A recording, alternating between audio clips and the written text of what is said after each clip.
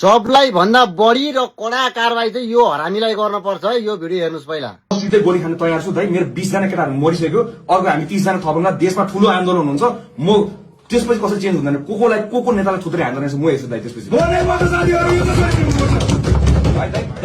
दाइले हजुरले चिफ सरलाई यही कुरा गर्नु। हजुर हजुर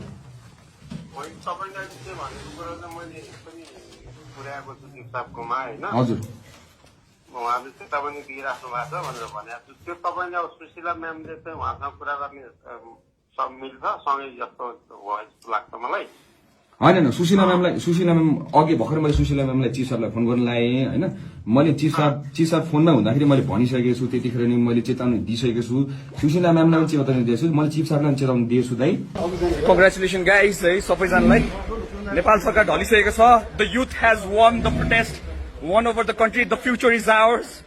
हामीले गरेर सबैजना मिलेर हामीले गरेर हामीले सक्यौँ होइन। I really want to thank every one of you होइन। We are still safe here and will be moving towards अब सिंहदरबार, अब माइतीघर। ल हेर्नुहोस्, यहाँनिर सब हामीले गरेर सक्यो भनेको छ नि यसले होइन। योभन्दा अगाडि अस्ति नै के भनेको थियो भने म त यो घटनामा काहीँ संलग्न नै छैन, यो आन्दोलनमा म संलग्न नै छैन, म त पानी बाँड्न आएको, म यो आन्दोलनको नेतृत्व गर्ने मान्छे नै होइन, अनुमति नै मैले लिएको थिएन भन्थ्यो नि।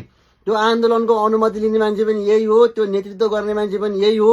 यत्रो देश जल्नुमा, त्यत्रो मान्छे मर्नुमा होइन, घाइते हुनुमा, त्यत्रो घरहरू जल्नुमा, मान्छेको निजी सम्पत्तिदेखि लिएर सरकारी सम्पत्तिदेखि लिएर पुलिस कुट्ने मार्ने सब यो आन्दोलनको भूमिका चाहिँ होइन यसैले गरेको छ। सबभन्दा बढी कारबाही चाहिँ यसलाई हुनुपर्छ है। भिडियो सक्दो सेयर गर्नु है।